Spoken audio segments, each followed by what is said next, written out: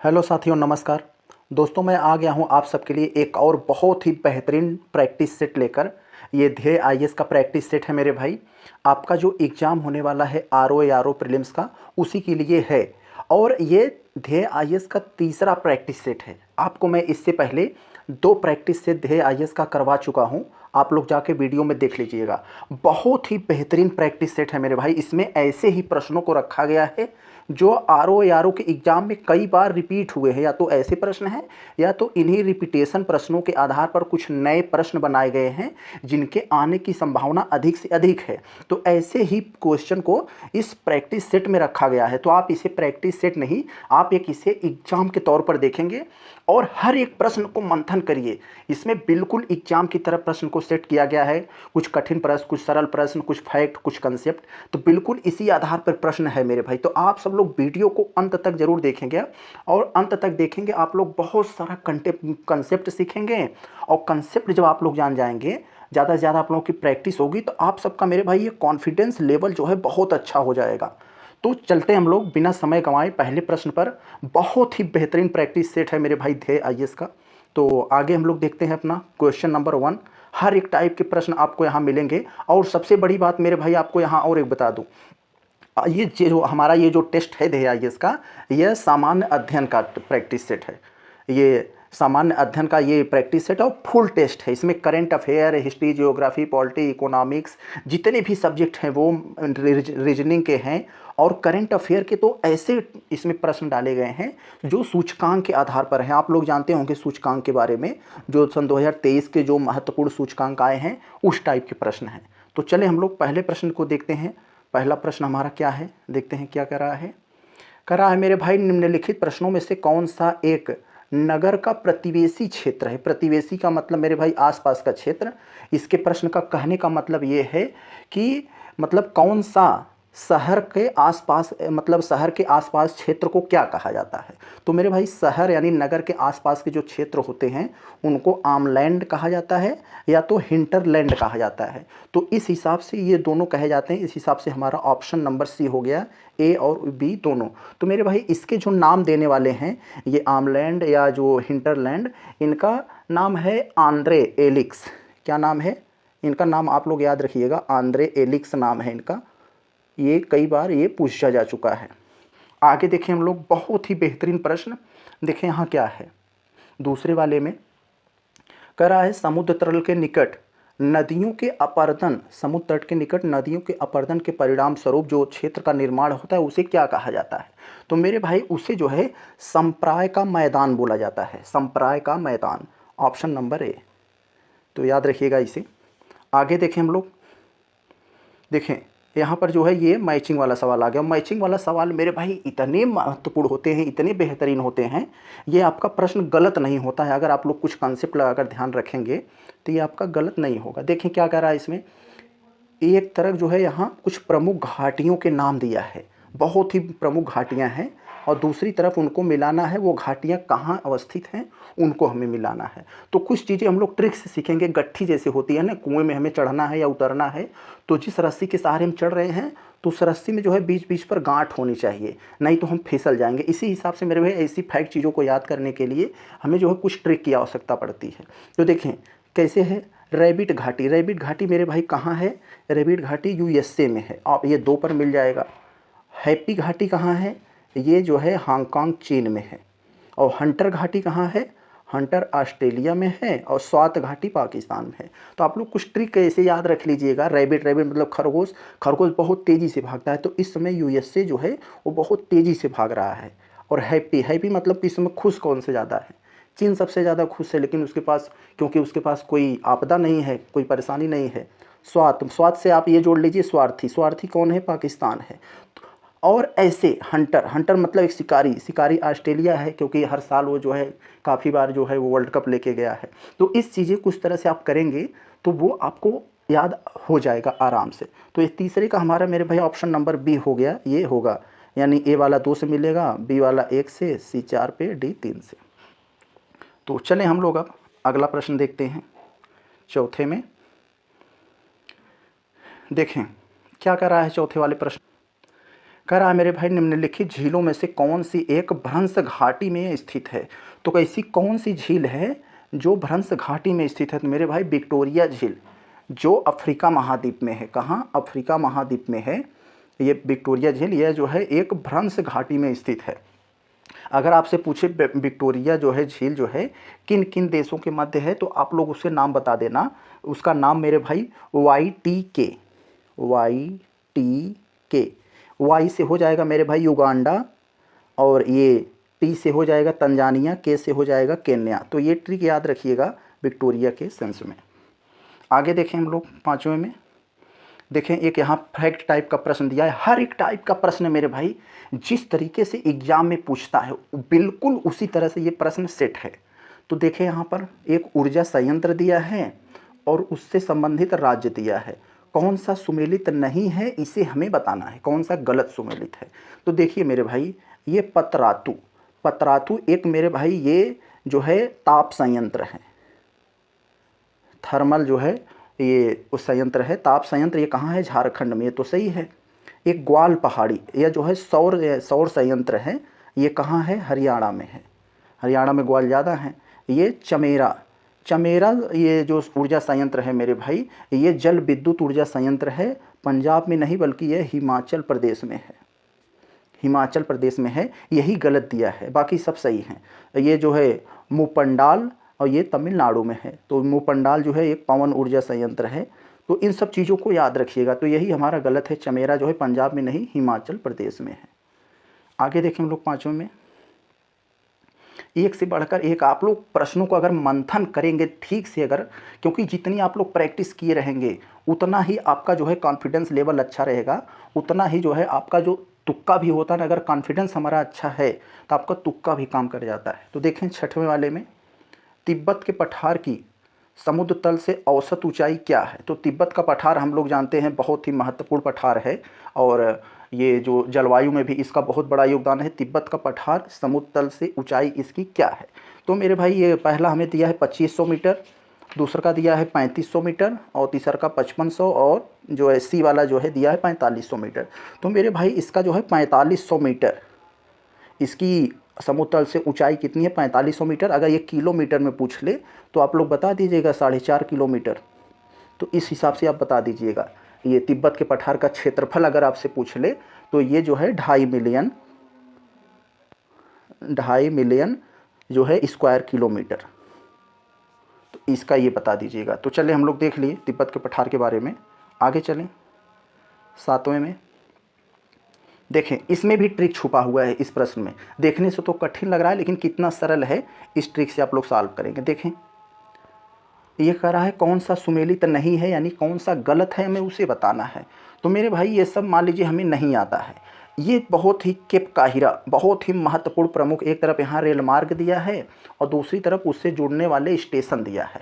तो ये रेल मार्ग जो है किन किन स्टेशनों को जोड़ता है उसे हमें मिलाना है। तो ये जो डी वाला है केप काहिरा मेरे भाई, इसी में 2 नाम है, एक केप है और एक काहिरा है। तो ये जो है यहाँ वारसा एवं काहिरा दे दिया, ये गलत है मेरे भाई ये 7वां में। तो ये जो होता है केप से केप टाउन और काहिरा, तो यहाँ जो है केप टाउन होना चाहिए, केप टाउन, केप टाउन और काहिरा, ये वाला जो काहिरा है यहाँ। तो ये केप काहिरा जो है केप टाउन और काहिरा को जोड़ता है, तब सही होता। तो यही हमें गलत दे दिया था। तो बाकी सब यहाँ सही हैं। ट्रांस साइबेरियन, पिट्सबर्ग एवं व्लादिवोस्टॉक, कनाडियन पैसिफिक, हैलिफैक्स एवं Vancouver, Trans Indians, Valparaiso and Buenos Aires. तो ये सब सही हैं, यही बहुत फेमस है। देखिए जो गलती देता है ना बहुत फेमस चीज़ों पर गलत करके आपको देगा, क्योंकि वो भी पता है हर चीज़ सबको याद नहीं रहता है। तो आप लोग ऐसा नहीं पहला पढ़े नहीं आ रहा है छोड़ दें, पढ़ते जाएंगे आपको वहीं गलती मिलेगी जो आप जानते हैं। 8वें में हम लोग देखें, 8वें में क्या कह रहा है।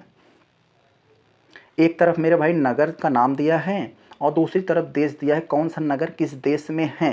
और हमें पूछ रहा है युग्मों पर विचार करके बताइए कौन सा सही सुमेलित है, कौन सा सही है। तो मेरे भाई डार्विन ये दक्षिण अफ्रीका में है, लागोस शहर ये जो है ये नाइजीरिया में है और नैरोबी केन्या में है, अफ्रीका में, अफ्रीका महाद्वीप में पड़ता है ये। तो यानी 3 के तीनों हमारे सत्य हैं। तो ऑप्शन नंबर डी हो जाएगा। तो चलिए का ये प्रमुख शहर हैं, इनको याद रखिएगा। आगे देखिए हम लोग 9वां में, देखें 9वें में क्या कह रहा है, निम्नलिखित में से किस एक को बुद्धिमान मानव का निकटतम पूर्वज माना जाता है। 9वें में पूछ रहा है कौन से एक को बुद्धिमान मानव का निकटतम पूर्वज कहा जाता है। तो मेरे भाई क्रो मैग्नान को मानव का निकटतम पूर्वज कहा जाता है। ऑप्शन नंबर ए यही है। तो इसकी जो विकास है वो 30 से 50 हज़ार वर्ष पहले हुआ था और इसका जो जीवाश्म है यूरोप, अफ्रीका, इजराइल में मिलते हैं इसका, क्रो मैग्नान का, तो याद रखें इसे। 10वां में देखें हम लोग क्या दिया है।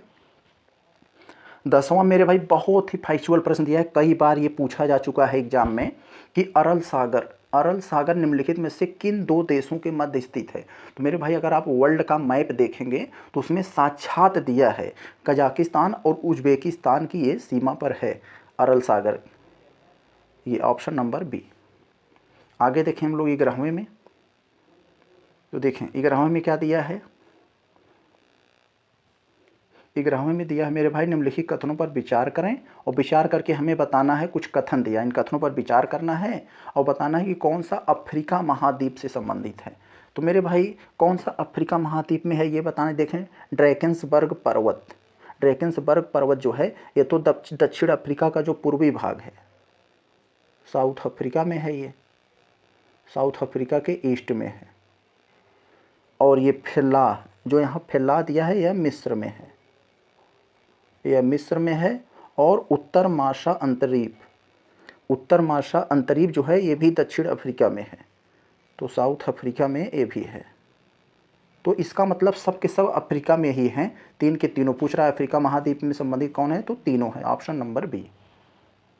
तो सब मैं यहाँ लिख दे रहा हूँ, आप लोग इसे नोट कर लीजिएगा अच्छे से, या तो स्क्रीनशॉट भी ले सकते हैं। देखें क्या है 12वें में, एक तरफ पठार दिया है और दूसरी तरफ दिया है ये पठार किस देश से संबंधित हैं, इसको सही सुमेलित कीजिए। 3 गलत हैं, 1 सही है, जो सही है उसी को हमें बताना है। तो मेरे भाई ये भी बहुत फेमस चीज़ है कोलोरेडो पठार मेरे भाई यूएसए यानी संयुक्त राज्य अमेरिका में है। और ये तीनों गलत हैं। क्यों गलत हैं अगर हम लोग पूछें, हाँ ये सही क्या है। एशिया माइनर पठार कहाँ स्थित है मेरे भाई, एशिया माइनर जो है वो तुर्की में है, मिस्र में नहीं है, ये तुर्की में है। और अनातोलिया पठार कहाँ है, अनातोलिया पठार मेरे भाई ये भी तुर्की में है, तुर्की में। और ये चियापास अर्जेंटीना में नहीं है, यह दक्षिण मैक्सिको में है, यह दक्षिण मैक्सिको में है। तो इसलिए यह मान लीजिए ये सब हमें नहीं याद है, लेकिन जो फेमस है, देखिए ये फेमस है कोलोरेडो पठार संयुक्त राज्य अमेरिका में। इसी में गड़बड़ी किया तो सबको पता है, सब चीज़ें नहीं आता तो गड़बड़ी वही करेगा जो आप जानते हैं। तो आप इसे जानते रहेंगे, फेमस चीज़ है, तो अगर आपको बदल कर देगा या सही देगा तो आपको पता लग जाएगा। आगे देखें 13वें में, देखें 13वें में क्या दिया, विश्व के प्रमुख खान क्षेत्र का दिया है। खान सरजी वाला नहीं, वो खान मतलब वो माइंस का यहाँ के बारे में बात कर रहा है। तो यहाँ खान क्षेत्र दिए गए हैं और उनमें बताना है कौन लौह अयस्क क्षेत्र हैं, कौन सा खान लौह अयस्क क्षेत्र से संबंधित है, ये हमें बताना है 13वें वाले में। तो देखिए मेरे भाई, एक लैब्राडोर, कारागांडा बेसिन, सुपीरियर झील प्रदेश, टाइम प्राइस हिल। यहाँ पर एक जो फेमस चीज़ है, हमें सब चीज़ें नहीं याद रहती हैं, सब चीज़ें नहीं याद रहती हैं। ये कारागांडा बेसिन, ये जो कारागांडा बेसिन मेरे भाई यहाँ पर दिया है, यह कोयला से संबंधित है, लोहा से नहीं। तो ये देखिए फेमस चीज़ ही हमें पकड़ में आ गया, ये कारागांडा बेसिन क्षेत्र कोयला से संबंधित है। तो इसका मतलब जिसमें 2 होगा वो गलत होगा। तो 2 इसमें है, ये ऑप्शन गलत, 2 इसमें है, ये ऑप्शन गलत, इसमें भी 2 इंक्लूड है, ये भी ऑप्शन गलत। इसका मतलब हमारा ये सी सही होगा। तो बिना हम जाने, केवल एक के बारे में हम जान रहे हैं, उसके चलते हमारा प्रश्न ठीक हो गया। तो यानी अब किसका मतलब क्या हुआ, ये लैब्राडोर, सुपीरियर झील प्रदेश, टाइम्स प्राइस, ये सब जो है जो खान क्षेत्र हैं, ये सब लौह अयस्क के संबंधित हैं। तो ऑप्शन नंबर सी हमारा सत्य हुआ। तो एलिमिनेशन मेथड इसे कहा जाता है। आप लोग एलिमिनेशन मेथड से लगाएंगे तो काफ़ी प्रश्न सॉल्व हो जाते हैं। वैसे ही कम दिमाग खर्च करना पड़ता है, जिसको नॉलेज कम रहता है वो भी इस प्रक्रिया से काफ़ी प्रश्न को सही कर लेते हैं। तो निम्नलिखित में से कौन से कारक स्थानीय पर्वतों की उत्पत्ति के लिए उत्तरदायी हैं। तो ऐसा कौन सा कारक है नीचे दिए हुए ऑप्शन में जो स्थानीय पर्वतों की उत्पत्ति का ये उत्तरदायी है, कारक है। तो यहाँ पर देखें मेरे भाई, 14वां में ये ए दिया है। 1 नंबर पर्वतों के ऊपरी भाग, ये भी जो है स्थानीय पवनों के उत्तरदायी के लिए माने जाते हैं। तटीय भूमियाँ, ये भी स्थानीय पवनों के उत्पत्ति के लिए उत्तरदायी है। मरुस्थल, ये भी स्थानीय पवनों के लिए उत्तरदायी है। क्यों? क्योंकि पर्वतों का ऊपरी भाग होता है मेरे भाई, ये जो है जल्दी से गर्म होते हैं, जल्दी से ठंडे होते हैं। तटीय भूमियाँ जो है लेट से गर्म होती हैं और लेट से ठंडी होती हैं। मरुस्थल भी, इसका भी टेम्परेचर डिफरेंस पाया जाता है। तो इसी के कारण ये स्थानीय, यानी जहाँ टेम्परेचर डिफरेंस होगा वहाँ पर स्थानीय पवनें जो हैं उत्पत्ति हो जाएंगी। तो यानी ऑप्शन नंबर डी हो जाएगा हमारा, डी सभी। आगे चला जाए, देखें महत्वपूर्ण प्रश्न है, नीलगिरी पहाड़ी का विस्तार कहाँ है? तो इसे हमें बताना है। तो नीलगिरी पहाड़ी मेरे भाई, आप लोग मैप देखेंगे इंडिया का, अगर प्राकृतिक वाला मैप, तो तमिलनाडु, केरल, कर्नाटक, तीनों राज्यों में है, यानी ऑप्शन नंबर डी ये हो जाएगा। नीलगिरी की सबसे ऊंची पहाड़ी मेरे भाई दोद्दा बेट्टा होता है, तो आप लोग जानते हैं इसके बारे में, जो दक्षिण भारत की दूसरी सबसे ऊंची चोटी है। 16 वाला देखते हैं हम लोग। देखें अब 16 वाले में क्या कह रहा है। 16 वाले में कह रहा है कि भारत के पूर्वी तथा पश्चिमी सुदूर बिंदुओं के स्थानीय समय में लगभग 2 घंटे का अंतर है। तो हमें पता है मेरे भाई, ये वो जो अरुणाचल प्रदेश का सबसे पूर्वी एरिया और गुजरात का सबसे पश्चिमी एरिया के बीच 2 घंटे का समय अंतर है। यानी वहाँ अगर अरुणाचल के सबसे पूरब में 5 बजे सूर्य उगेगा, तो गुजरात के सबसे पश्चिम में 7 बजे सूर्य उगेगा, यानी यहाँ 2 घंटे का अंतर है, यही कह रहा है। तो स्थानीय समय 2 घंटे का अंतर है, इसका कारण क्या है? तो इसका कारण यह है मेरे भाई, भारत एक विशाल अक्षांश वाला देश है, भारत का विशाल अक्षांशीय विस्तार है, तो इसीलिए तो ये ऑप्शन नंबर बी सही हो जाएगा हमारा, क्योंकि अक्षांशों का विस्तार बहुत बड़ा है भारत में, तो इसीलिए ऑप्शन नंबर बी 16 का हो जाएगा। नहीं 16, ये सॉरी मैं यहाँ गलत बता दिया, ये अक्षांशीय विस्तार नहीं मेरे भाई, ये देशांतरी विस्तार, ये देशांतरी विस्तार के कारण ये हो जाएगा। चलें हम लोग अब देखें 17 में। देखें 17 वाला क्या कह रहा है, निम्नलिखित कथनों पर विचार करें। तो नीचे कुछ कथन दिए हैं, इन कथनों पर विचार करके हमें बताना है सत्य कथन को, यानी सही कथन कौन है इसे बताना है। तो मेरे भाई यहाँ कह रहा है त्रिपुरा राज्य 3 तरफ से बांग्लादेश से घिरा है। तो यस, आप लोग इंडिया का अगर मैप देखेंगे तो वो त्रिपुरा जो है ये बांग्लादेश से 3 तरफ से घिरा है, तो सही है। सिक्किम प्रदेश की सीमाएं 3 देशों को स्पर्श करती हैं। तो मेरे भाई यस, आप सिक्किम को अगर देखेंगे तो इधर वो नेपाल से सीमा साझा करता है, इधर भूटान से करता है और इधर जो है चाइना से करता है। तो इसीलिए ये सब जो है याद रखिएगा, नेपाल, चाइना, भूटान, सिक्किम। तो यहाँ पर यानी हमारा दोनों के दोनों कथन सत्य हैं, दोनों बातें सही हैं। आगे देखें 18 में। 18 में क्या करा है, निम्नलिखित में से कौन एक युग्म सही सुमेलित नहीं है? तो कौन सा एक जोड़ा सही सुमेलित नहीं है, गलत सुमेलित है, इसे हमें बताना है। तो देखें सॉरी, तो ए वाला कह रहा है हाइड्रोपोनिक्स। हाइड्रोपोनिक्स मतलब ये जल में पौधों को उगाना, ये तो सही है। हॉर्टिकल्चर यानी ये बागवानी, ये भी सही है। और ये विटीकल्चर, विटीकल्चर मतलब अंगूर की खेती। और यहाँ डी वाला गलत है, एपीकल्चर। एपीकल्चर यहाँ रेशम कीट पालन दे दिया है, तो ये नहीं होगा, ये हो जाएगा 18वें में आपका। एपीकल्चर का मतलब होता है मधुमक्खी पालन, मधुमक्खी पालन। थोड़ा तबीयत डाउन है, तो मधुमक्खी पालन हो जाएगा एपीकल्चर। और रेशम कीट पालन ये दूसरा होता है, सेरीकल्चर होता है, सेरीकल्चर यहाँ पर लिख दे रहा हूँ, तो याद रखिएगा। तो ये गलत दिया था। देखें 19वां में हम लोग देखें, निम्नलिखित कथनों पर विचार करें। निम्नलिखित कथनों पर विचार करके हमें बताना है कौन सा सही कथन है। तो वायुमंडल में सबसे कम आयतन ओजोन द्वारा धारण किया हुआ है। तो यस, वायुमंडल में सबसे कम जो है वो ओजोन ही का हिस्सा है, ये तो सही है। ओजोन केवल समताप मंडल में पाई जाती है, नहीं मेरे भाई, ओजोन समताप मंडल के अलावा इधर और भी पाई जाती है, क्षोभ मंडल में कुछ पाई जाती है। हालांकि ओजोन अगर समताप मंडल में रहती तो जीवन रक्षा गैस कहलाती है, अगर वो क्षोभ मंडल में आ जाती है तो वो ग्रीन हाउस गैस हो जाती है। तो ये जो है 2 वाला इसमें जो दे दिया है ये गलत, केवल समताप मंडल में ही नहीं पाई जाती और ये क्षोभ मंडल वगैरह में भी पाई जाती है। तो ऑप्शन नंबर ए केवल सही है। 20 में देखें, निम्नलिखित विद्रोहों में से कौन सबसे पहले घटित हुआ था। तो सबसे पहले कौन घटित हुआ था मेरे भाई यहाँ पर, तो हम लोग पहले सबका डेट लिख देते हैं। रामोसी विद्रोह ये 1822 में घटित हुआ था और लगभग ये 26 तक चला था। ये गडकरी विद्रोह महाराष्ट्र में हुआ था 1844 में। गडकरी जी महाराष्ट्र के हैं भी, आपके जो है सड़क परिवहन मंत्री। और रंगपुर विद्रोह को देखा जाए, रंगपुर विद्रोह ये मेरे भाई जो है ये सब के सब कृषक विद्रोह हैं यहाँ। रंग विद्रोह ये जो है 1783 में, 1783 में। और नील विद्रोह को आप सबको पता होगा, बहुत फेमस है, 1859। अब आप लोग को पता लग गया होगा कि हाँ इसमें कौन सा सबसे पहले घटित हुआ था। तो यहाँ पर सबसे पहले मेरे भाई यही ये 1844, ये 1800, यहाँ रामोसी विद्रोह 1822, ये 1844, ये रंगपुर मेरे भाई ये जो सी वाला है ये सबसे पहले घटित हुआ, ये 1783 में ही था और बाकी ये सब 1800 में हुए। तो ये वाला सबसे पहले हुआ था। तो 21 वाला हम लोग देखें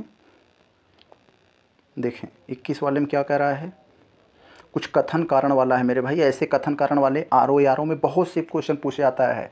आपका यूपी कमीशन भी बहुत ऐसा सवाल पूछा है। तो अभिकथन दिया है और दूसरा कारण दिया है, हमें बताना है कौन सा सही है। देखें, governor general Lord William Bentinck भारतीय समाचार पत्रों का मुक्तिदाता कहा जाता है। नहीं मेरे भाई ये गलत है।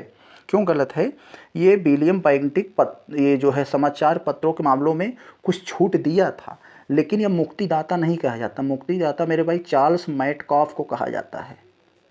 इसके नाम में ही माफ टाइप का लगा है, चार्ल्स मैटकॉफ, माफ।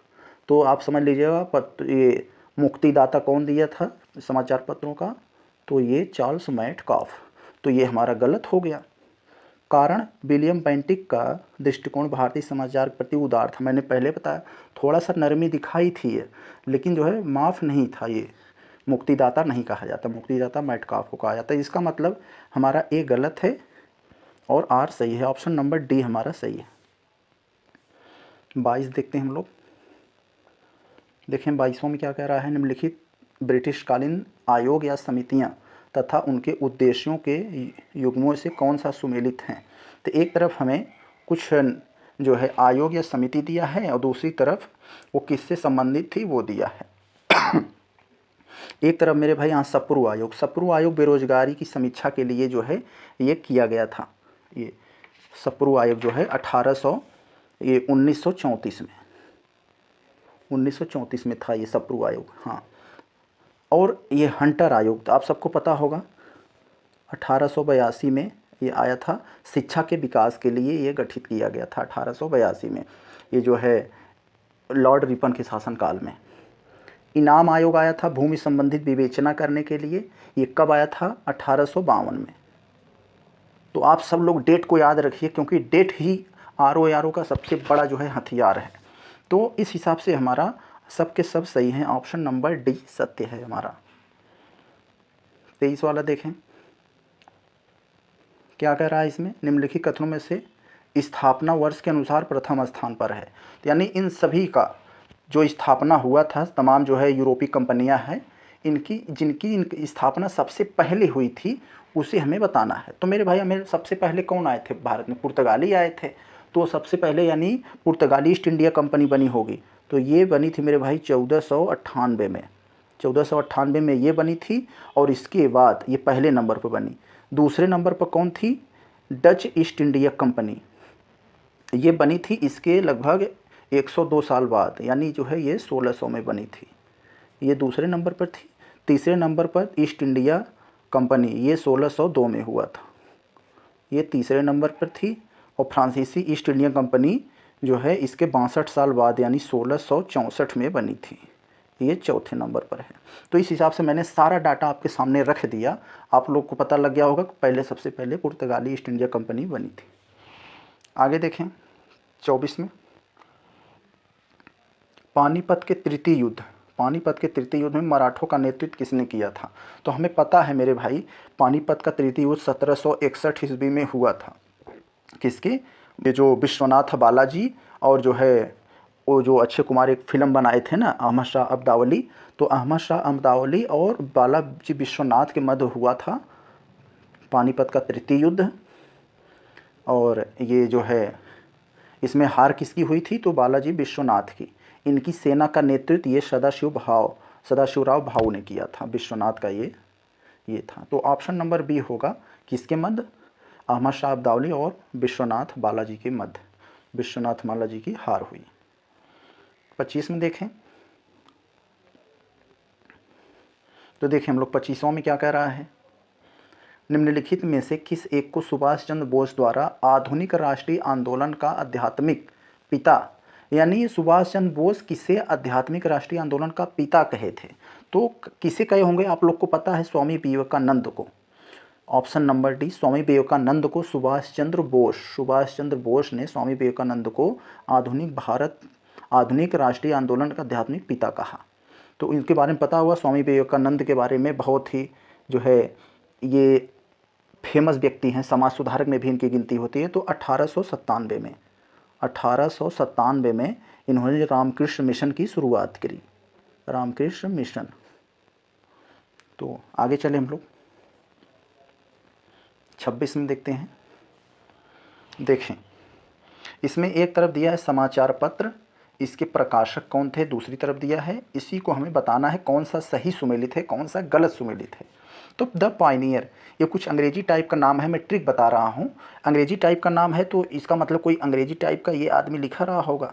तो ये जो लिखा रहा होगा किसने लिखा रहा होगा, मान लीजिए हमें नहीं आता, तो नेशनल हेराल्ड ये जवाहरलाल नेहरू लिखे थे, जिनका अभी ये केस एक बार ये नाम अभी चर्चा में आया था। तो ये जो है इसके प्रकाशक जवाहरलाल नेहरू। तो स्वदेश वाहिनी किसने लिखा रहा होगा, तो इसको आप लोग यहाँ से देख रहे होंगे, तो रामकृष्ण पिल्ले ने लिखा था। तो यहाँ पर उनका नाम नहीं है रामकृष्ण पिल्ले का। तो फ्री हिंदुस्तान किसने लिखा, महात्मा गांधी जी ने। तो इसका मतलब हमारा कौन सा सही होगा 26वां का मेरे भाई, तो सी केवल 2 और 4, यानी 2 में नेहरू जी वाला सही है और 4 में गांधी जी वाला सही है। National Herald Jawaharlal Nehru, Free Hindustan Mahatma Gandhi. और द पायनियर का अगर बात करें तो पायनियर में जॉर्ज एलन नाम का एक व्यक्ति था, जॉर्ज एलन वो लिखा था पायनियर। आगे चलें 27। देखें एक कांग्रेस के अधिवेशन संबंधित महत्वपूर्ण सवाल है 27वां में, कह रहा है भारतीय राष्ट्रीय कांग्रेस के किस अधिवेशन में न्यायपालिका तथा कार्यपालिका को पृथक करने की मांग की गई थी। तो 1885 में जब कांग्रेस की स्थापना हुआ था तो उस समय इसका जो पहला अधिवेशन हुआ था, इसकी अध्यक्षता किए थे WC बनर्जी, एक बंगाली थे। तो इन्होंने एक बात रखी कि जो है मतलब सिविल सेवा परीक्षा जो है भारत में करवाई जाए, भारतीयों को भी ज़्यादा रखा जाए। उसके बाद जो 86 में हुआ, एक साल बाद, तो इसकी अध्यक्षता जो है प्रथम पारसी समुदाय नौरोजी जी किए थे, आप सबको पता होगा, दादा भाई नौरोजी। तो इन्होंने ही यह प्रस्ताव रखा कि कार्यपालिका और न्यायपालिका को अलग किया जाए, जो इस समय वर्तमान में है भी। तो आप लोग ये याद रखिएगा 86 में कि 1886 में ये बात कही गई थी कांग्रेस के अधिवेशन में। तो 1905 में जो है ये स्वराज पर चर्चा हुई थी, ये वाले में स्वराज, ऐसे ही है सब। तो आप लोग यही याद रखिएगा, महत्वपूर्ण बातें हैं। 28वां का देखें हम लोग अब। 28 में क्या कह रहा है, नीचे कह रहा है कोई कथन है एक कारण है, उसके हिसाब से पढ़कर बताइए कौन सा कथन सही है।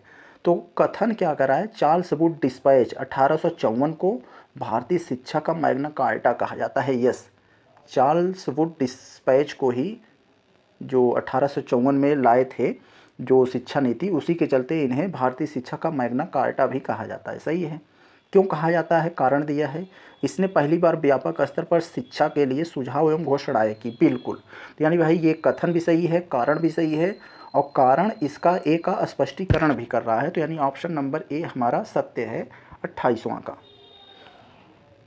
अब हम लोग चलें 29 पे देखते हैं, महत्वपूर्ण प्रश्न। देखें जो महत्वपूर्ण चीज़ें वहीं गड़बड़ी करेगा, कह रहा है कौन सा युग्म सुमेलित नहीं है। तो एक बहुत ही फेमस हुए आंध्र प्रांतीय किसान सभा, तो इसकी जो है मतलब ये किससे संबंधित है, तो एनजी रंगा से संबंधित है। ये चीज़ याद रखिएगा, आंध्र प्रांतीय किसान सभा का गठन जो है 1928 में हुआ था। 1928 में इसका हुआ था, एनजी रंगा के द्वारा किया गया था। तो एनजी रंगा के द्वारा आंध्र प्रांतीय किसान सभा का गठन किया गया था, तो इसे न भूलिएगा। तो यही गलत दे दिया था ऑप्शन डी वाला। बाकी सभी, अवध किसान सभा का गठन बाबा रामचंद्र, बिहार किसान सभा स्वामी सहजानंद, कृषक प्रजा पार्टी फजलुल हक, ये सब तो अपनी जगह पर सही है, लेकिन हमसे गलत पूछा तो गलत ये डी वाला था। 30 में देखें, लॉर्ड लिटन द्वारा निम्नलिखित में से किस युद्ध में अग्रगामी नीति का अनुसरण किया गया। तो अग्रगामी नीति का मतलब होता है मेरे भाई एक जो है पूर्वा लक्ष्य बनाकर कि हमें इसको ध्वस्त करना है और इस युद्ध में और इस राज्य को हड़पना है, तो ये होता है अग्रगामी नीति। तो लॉर्ड लिटन ने अग्रगामी नीति किसमें बनाया था? द्वितीय आंग्ल अफगान युद्ध में। ऑप्शन नंबर ये बी हो गया 30वें का। तो द्वितीय आंग्ल अफगान युद्ध मेरे भाई 1878 से हुआ था, 1878 से जो है 80 तक आसपास चला था ये। Option number B. 31 वाला देखें, अगर लॉर्ड कर्जन द्वारा वर्ष 1902 में पुलिस आयोग की नियुक्ति की गई, तो एक फैक्ट तो हमारा प्रश्न ही बना दिया। कभी आपसे पूछे तो पुलिस आयोग की स्थापना किसने की थी, तो लॉर्ड कर्जन ने 1902 में एक पुलिस आयोग की स्थापना किया था। तो इसके अध्यक्ष कौन थे पुलिस आयोग में? तो इसके अध्यक्ष मेरे भाई एंड्रयू फ्रेजर थे। एंड्रयू फ्रेजर ने अपनी जो है जो मतलब एक रिपोर्ट देते हैं, अपनी रिपोर्ट में यह बताया उन्होंने कि पुलिस की ज़्यादा से ज़्यादा पुलिस को बढ़ाया जाए और उनकी सीधी भर्ती की जाए और उन्हें पर्याप्त वेतन वगैरह दिया जाए, ये सब जो है सिफारिश किया था एंड्रयू फ्रेजर ने। आगे देखें 32 में, निम्नलिखित में से कौन सा अंग्रेजी यात्री कैप्टन हॉकिंस के साथ भारत आया था जिसने अनारकली की दंत कथा का उल्लेख किया? तो मेरे भाई कैप्टन हॉकिंस के साथ भारत कौन आया, और जो आया वही अनारकली की दंत कथा का उल्लेख किया है। तो व्यक्ति कौन है मेरे भाई? William Finch. Option number A. आगे देखें 32-33 में, एक दिया है महाकवि भारवी का नाम दिया है। भारवी एक महाकवि है जिन्होंने किरातार्जुनीयम नामक एक महाकाव्य लिखा, जिनमें निम्नलिखित में से किस एक शासक की राज्यसभा में निवास करते थे। यानी भारवी जिन्होंने किरातार्जुनीयम नामक एक महाकाव्य लिखा था, ये महाकवि थे, किसकी राज्यसभा में निवास करते थे? तो मेरे भाई Singh Vishnu. Option number B. Singh Vishnu के ये राज्यसभा में ये निवास करते थे। तो सिंह विष्णु के बारे में आप सबको पता होगा, पल्लव जो राजवंश था उसके संस्थापक हैं ये पल्लव राजवंश के संस्थापक हैं ये सिंह विष्णु। आगे देखें, आगे हमारा प्रश्न क्या कह रहा है? 34 नंबर देखें। 34 में क्या है? एक तरफ मेरे भाई दिया है अशोक के प्रमुख शिलालेख दिया है और दूसरी तरफ दिया है उसके विषय दिए हुए, शिलालेख का विषय क्या था। तो हमें पता है अशोक के कुल 14 मुख्य शिलालेख हुए, वैसे तो बहुत हुए, 14 मुख्य शिलालेख है। उन 14 में से कुछ शिलालेख दिया है और उनके विषय पूछ रहा है। तो पहला शिलालेख हमें पता है मेरे भाई, उन्होंने मानव को एक मानव समझने का संदेश दिया, पशु बलि की निंदा की है, तो सही है। चौथा शिलालेख में उन्होंने ये जो भेरीनाथ घोष की जगह जो है धम्म घोष, यानी ये घोष की जगह जो है धम्म घोष का उद्घोषणा किया था, तो ये भी सही है, ये भी सही है।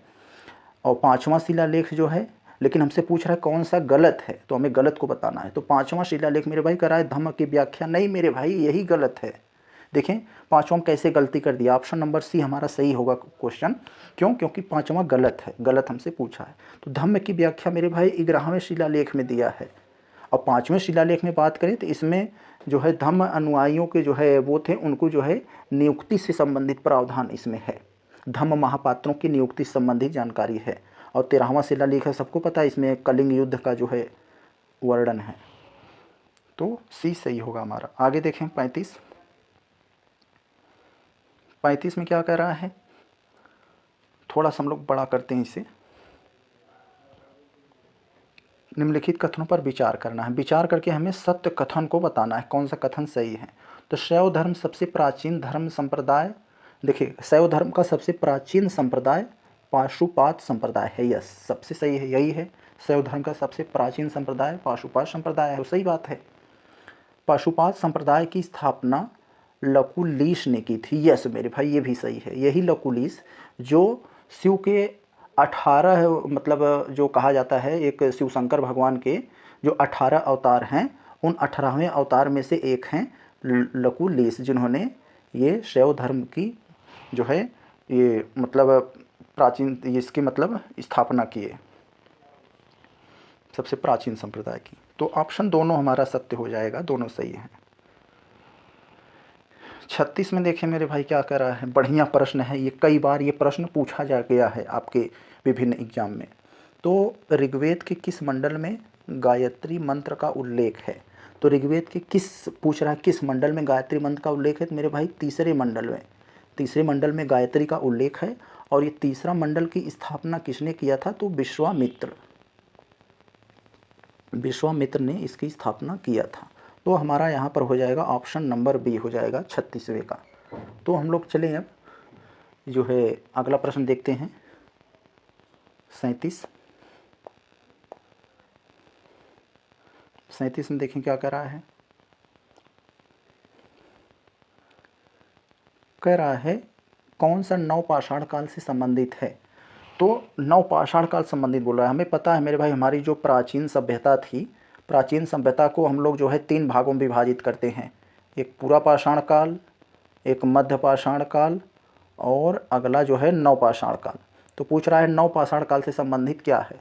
तो पूरा पाषाण काल संबंधी इसमें कुछ नहीं है। एक मध्य पाषाण काल में मेरे भाई पशुओं को, पहले क्या है पूरा पाषाण काल में जो आदि मानव होते थे वो पशुओं को मारते थे और कच्चा खा जाते थे, उन्हें यहीं तक था। लेकिन मध्य पाषाण काल में वो लोग पशुओं को पालना सीखे, तो यहाँ पशुपालन का प्रारंभ दिया है, तो यानी ये मध्यकाल से संबंधित है। तो अब एक चीज़ आप लोग जान गए, हमें पूछ रहा है नवपाषाण काल, तो इसका मतलब जो है ऑप्शन में 2 नहीं आना चाहिए। तो इसका मतलब जिसमें 2 होगा उससे काट दीजिए, 2 इसमें है ये काट दीजिए, ये काट दीजिए, ये। इसका मतलब हमें केवल एक फैक्ट मालूम हुआ, पशुपालन का प्रारंभ मध्यकाल से संबंधित है। तो ये इतने से हमारा ऑप्शन नंबर ए सही चल गया पता। तो इसका मतलब ये हुआ कि नवपाषाण काल से संबंधित भीमबेटका के गुफा चित्र, मानव द्वारा आग की प्रयोग, पहिए का प्रयोग, ये सब नवपाषाण काल से संबंधित हैं। तो यही है एलिमिनेशन का फ़ायदा। आगे देखें हम लोग 38 में, देखें 38 में क्या दिया है, हिंद महासागर में होने वाले व्यापार को नियंत्रित करने के लिए कार्टज अल्मेडा व्यवस्था निम्नलिखित में से किसके द्वारा लागू की गई थी? तो आप लोग सोच रहे होंगे ये क्या है कार्टज अल्मेडा व्यवस्था? तो मेरे भाई ये एक ऐसी व्यवस्था जैसे आज हम लोग रोड पर चुंगी देते हैं, ऐसे ही पुर्तगालियों ने हिंद महासागर पर कब्जा कर लिया और अपना वहाँ सैन्य अड्डा बना लिया। जो भी हिंद महासागर से होकर अरब सागर में जाता था उसे इनकी परमिट लेनी पड़ती थी और कुछ टैक्स देना पड़ता था, टोल टाइप का देना पड़ता था। तो एक बार अकबर को भी ये समस्या झेलने को पड़ा था। तो पुर्तगालियों ने, तो कार्टज अल्मेडा व्यवस्था किसके द्वारा लागू की गई? तो पुर्तगालियों के द्वारा। आगे देखा जाए, धर्म तृतीय रत्न, इशारा और शिवाजी की जीवनी, ये 3 मेरे भाई ये प्रमुख रचनाएं हैं। धर्म तृतीय रत्न, इशारा और शिवाजी की जीवनी, ये तीनों की प्रमुख रचनाएं देकर पूछ रहा है यह किसकी रचनाएं हैं? तो मेरे भाई यह एक बहुत ही समाज सुधारक फेमस ज्योतिबा फूले, जो वंचितों, दलितों और इनके लिए बहुत ही संघर्ष किया, महिलाओं के लिए पहला स्कूल बनाया ज्योतिबा फूले ने। तो ये जो हैं इन तीनों के रचनाकार यही है, ऑप्शन नंबर सी। आगे चलें, महाराष्ट्र में भक्ति आंदोलन को लोकप्रिय बनाने वाले नामदेव संबंधित हैं। तो महाराष्ट्र में भक्ति आंदोलन को जो लोकप्रिय बनाया, किसने बनाया? नामदेव। तो किससे संबंधित है, किस संप्रदाय से, ये हमसे पूछ रहा है वो किस संप्रदाय से संबंधित है? तो मेरे भाई ये वरकरी संप्रदाय से संबंधित है। गडकरी, वरकरी, यही सब है ना महाराष्ट्र में, तो वरकरी संप्रदाय से, ऑप्शन नंबर बी। 41 देखें, 41 में क्या कर रहा है, बहुत ही फेमस प्रश्न, आप लोग इसे कर लेंगे उम्मीद है, कि बाबर द्वारा लड़े गए युद्धों का सही कालक्रम क्या है? तो 3 युद्ध दिया है जो बाबर ने लड़ा है और उसका हमें बताना है, कालक्रम बताना है। तो सबसे पहले पानीपत का युद्ध बाबर ने जो है पानीपत का युद्ध लड़ा था 1526 में, लेकिन पानीपत का युद्ध इसमें नहीं दिया है। और 1527 में उन्होंने खानवा का युद्ध लड़ा। कब लड़ा? खानवा का युद्ध लड़ा। उसके बाद जो है 1528 में वो चंदेरी का युद्ध लड़ा। उसके बाद जो है 29 में जो है घाघरा का युद्ध लड़ा, ये 1529 में। तो इस हिसाब से अब हमें पता लग गया कालक्रम क्या है। पानीपत तो है नहीं, इसे छोड़ दीजिए। 27, 28, 29 यानी 3, 1, 2 ऑप्शन नंबर सी ये सही है। 42 देखते हैं हम लोग। 42 में देखें क्या है। एक तरफ अष्टप्रधान के मंत्री परिषद दिए हैं और उनका कार्य क्या था। तो हमें पता है मराठा शासन में अष्टप्रधान हुआ कर, जैसे आज मंत्रिमंडल है मोदी जी का, तो अपने जो मोदी जी के बहुत चहेते हैं, करीबी उनको, वो उनके मंत्रिमंडल में शामिल हैं और उनका अलग अलग कार्य होता है, शिक्षा मंत्री, फलाना मंत्री, ढिकाना मंत्री। इसी हिसाब से शिवाजी सरकार में, वो जो मराठा सरकार में, मराठों के शासन में अष्टप्रधान हुआ करते थे। 8 मंत्रियों का समूह था, जिसमें सुमंत विदेश मंत्री का कार्य करता था, जो आज विदेश मंत्री। सर नौबत सेना भर्ती संगठन ये सबसे संबंधित था। अमात्य जो है ये वित्त एवं राजस्व मंत्री थे। तो यानी ऑप्शन नंबर कौन सा सही सुमेलित है 42वें में, ये हमें बताना है। तो ऑप्शन नंबर डी सभी के सभी सही हैं। आगे देखा जाए 43 में। 43 देखें किससे संबंधित है भाई। राज्य विधान परिषद के संबंध में निम्नलिखित कथनों में से कौन सा एक सत्य नहीं है। राज्य विधान परिषद के मामले में दिया है मेरे भाई, तो आप लोग राज्य विधान परिषद के मामले में पढ़े होंगे और उनके बारे में जानते होंगे। तो राज्य विधान परिषद का कार्यकाल वो जो है अस्थायी होता है, कभी भंग नहीं होता है, वो 6 साल का होता है। हर दूसरे साल में 1/3 लोग रिटायर होते हैं, बिल्कुल राज्यसभा की तरह। संसद में जो राज्यसभा का जिस तरह से काम करती है, लगभग उसी का एक छोटा भाई है राज्य विधान परिषद। तो राज्य विधान परिषद कार्यकाल सदस्यों का 6 वर्ष होता है। एक अस्थायी सदन है, कभी विघटित नहीं होता, और इसके कुल सदस्यों में से एक मतलब 1/6 सदस्यों का राज्यपाल द्वारा मनोनीत किया जाता है, ये भी सही है। राज्य विधान परिषद बनने के लिए न्यूनतम एज जो है 30 वर्ष, लेकिन जो है जब आपसे पूछे विधान परिषद का और विधानसभा का, जैसे वो जो विधायक बनते हैं, चुनाव होता है, तो उसमें 25 वर्ष होता है। तो लेकिन विधान परिषद सदस्य बनने के लिए 30 वर्ष। तो यानी इसमें देखिए सभी के सभी सही हैं, इसमें कोई गलत नहीं है। तो ये प्रश्न ही पूछने का तरीका इसका गलत था, क्योंकि इसका राय है सत्य नहीं है। तो इसमें से ऐसा कोई नहीं है जो सत्य नहीं, सभी के सभी सत्य हैं। ये प्रश्न गलत, दूसरे तरीके से पूछना चाहिए था इसे, या तो एक ऑप्शन दे देना चाहिए था कौन सा मतलब सभी सही हैं। आगे देखें 44 में। निम्नलिखित में से कौन एक उत्तर प्रदेश का ताप विद्युत संयंत्र नहीं है। तो देखें यहाँ पर जितने हैं सब संयंत्र, सब के सब यूपी से हैं, लेकिन एक ताप विद्युत संयंत्र नहीं है, वो दूसरा विद्युत संयंत्र है, ये वो बताना है। तो देखिए यूपी का ओबरा, सिंगरौली, तांडा, ये सब जो है ताप विद्युत संयंत्र हैं। लेकिन ये जो नरौरा है बुलंदशहर में, ऑप्शन नंबर बी का, ये जो है ये परमाणु ऊर्जा संयंत्र है। तो याद रखिएगा, बहुत फेमस है ये परमाणु ऊर्जा संयंत्र, बुलंदशहर में स्थित है, 44वां का। तो चले हम लोग अगला देखते हैं 45। क्या कह रहा है 45वां में। मूल अधिकार वाद योग्य होते हैं। हमें बहुत सुनते हैं कि मूल अधिकार वाद योग्य होते हैं, डीपीएसपी यानी राज्य के नीति निदेशक तो वाद योग्य नहीं होते हैं। तो इसका मतलब क्या है। वाद योग्य का मतलब यह होता है मेरे भाई, जिसे हम, अगर हमारा वो हनन हो तो हम उसे कोर्ट में जाकर उसे लागू करवा सकते हैं, और जो वाद योग्य नहीं होते हैं वो कोर्ट के माध्यम से लागू नहीं करवाए जा सकते हैं। तो यही है, तो ये मूल अधिकार वाद योग्य होते हैं। इसका मतलब ये है कि इसको लागू करवाने के लिए न्यायालय की शरण ली जा सकती है। ऑप्शन नंबर सी सही है। 45-46 देखते हैं। चोल काल में ग्रामीण प्रतिनिधि सभाओं के चुनाव में उम्मीदवारों के लिए अनिवार्य योग्यता नहीं थी।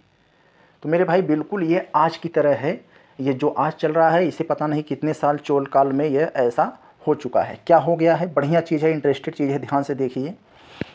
चोल काल में ग्रामीण प्रतिनिधि सभाओं के चुनाव में उम्मीदवारों के लिए कौन सा अनिवार्य नहीं था। उनके गांव का निवासी होना अनिवार्य था। 30 वर्ष से अधिक आयु लेकिन 70 वर्ष से कम नहीं होना चाहिए थे, ये भी अनिवार्य था। वैदिक मंत्रों का ज्ञाता होना चाहिए, ये भी मतलब अनिवार्य था। लेकिन वो शिक्षित होना अनिवार्य नहीं है। जैसे आज के दौर में नेता कैसा भी हो, चोर उचक्का गुंडा बदमाश, उसकी जो है एजुकेशन जो है आधार पर वो उसको टिकट नहीं मिलता है। सिर्फ उसे इस आधार पर टिकट मिलता है कि ये चुनाव जीत सकता है कि नहीं, साम दाम दंड भेद करके। तो ऑप्शन नंबर डी, ये शिक्षा अनिवार्य नहीं था। 47 देखें। निम्नलिखित में से किसके द्वारा मौर्य काल में राजस्व एकत्र करने का कार्य किया जाता था। तो मेरे भाई मौर्य काल में जो राजस्व एकत्रित करने का जो काम किया करता था वो यहाँ पर समहर्ता, ऑप्शन नंबर सी 47 का, समहर्ता राजस्व विभाग का प्रमुख होता था और यह राजस्व को एकत्रित करता था। और ये प्रादेशिक जो होते हैं ये प्रांतीय गवर्नर होते हैं, जैसे आज के राज्यपाल हैं तो ये गवर्नर का हुआ करता था, गवर्नर। और ये जो अंतपाल है ये सीमा सुरक्षा से संबंधित काम करता था। तो ये चीज़ें हो गई, तो इसका मतलब एकत्र करने का काम किया जाता था, तो ये ऑप्शन सी सही है। 48 देखते हैं। देखें, बहुत बेहतरीन सवाल डीपीएसपी से है, राज्य के नीति निदेशक तत्व।